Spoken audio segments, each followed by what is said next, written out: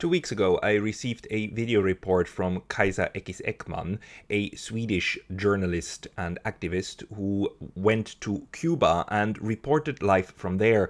I'm sharing it with you now so that you get a bit of an insight into how Cuba feels to her, who visited from the outside, who knows Cuba well, and who got to talk to people there.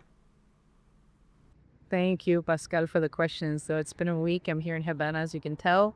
And prior to coming, I was extremely worried about the US invasion. I basically couldn't sleep for thinking about it. And the strange thing is that coming here, talking to people, I've been talking to normal people from all over the place, officials, journalists, and it seems like people are not that worried about an invasion. They don't think it's going to happen for various reasons. They think Cuba's too close to the United States, and an invasion could actually be dangerous, potentially dangerous even for the U.S. because, if Cuba were to respond, it would hit very close to Florida. And second of all, Cuba doesn't really have any resources such as oil, gold, diamonds, minerals, or anything else worthy of taking. So the return of investment on an invasion would be basically pride and lots of investment for U.S. capitalists, which, if they wanted to, they could achieve by just, taking away the blockade, because there's nothing that stops U.S. investors from coming here and investing right now, except for U.S. laws. So, and the other reason why people don't think an invasion is possible is because the U.S. has this dilemma that they don't want to go in with troops, as we could see in Havanna, for example. And to find somebody like Delcy Rodriguez in Venezuela is not possible here. They have been trying, but the Market Rubio itself said that they are not finding anybody here who's willing to sell out. So that option wouldn't be happening.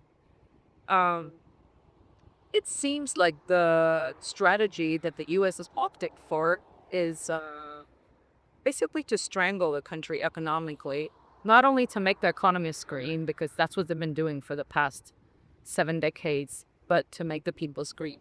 And the people are screaming. Uh, I met people who haven't eaten for days.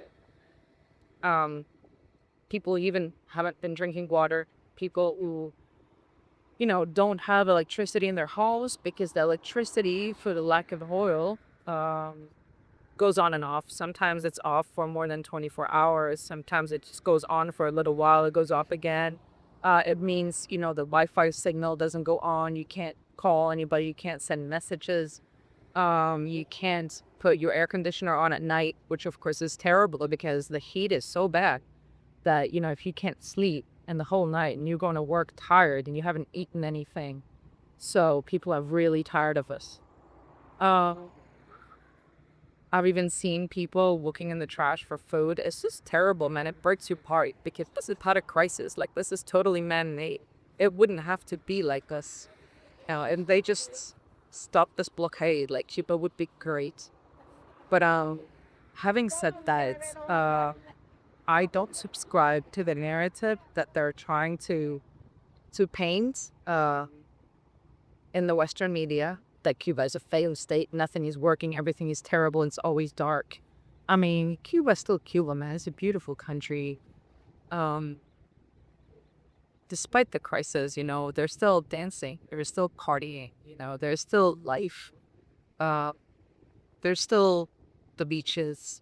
I've walked by beaches where people are just, relaxing, swimming, having a good time.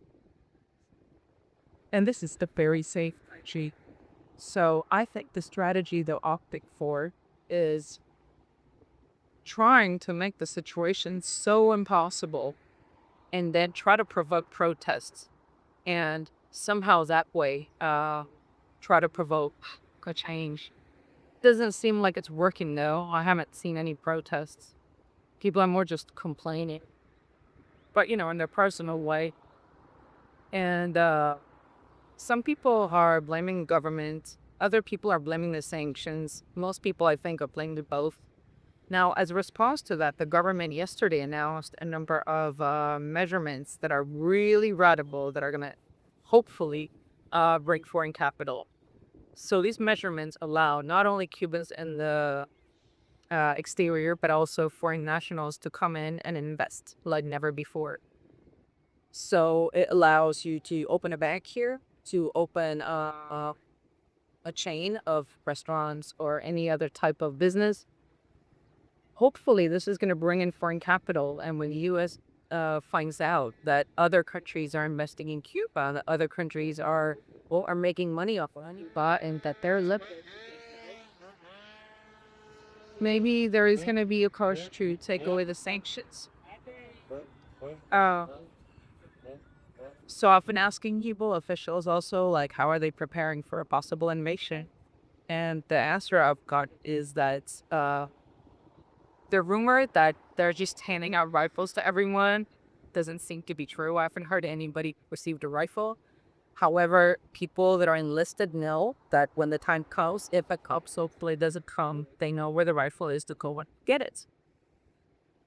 So they're opting for people's war, meaning that even if the country's occupied, they're gonna fight. The whole country's gonna fight, and they're not gonna sell out because what everybody keeps repeating to me is that Cuba is not Venezuela. You're not gonna find a traitor in it. Even people I've talked to who are blaming the government say that if the U.S. went in here and bombed a school, of course they would defend their country. So as you can see, there are still cars. But of course, if somebody has an electrical car, that's the best bet right now. Uh, because when you do have electricity, you don't really pay for it. So you can charge your electric motorbike or electric car at home. And most people now have opted for solar panels.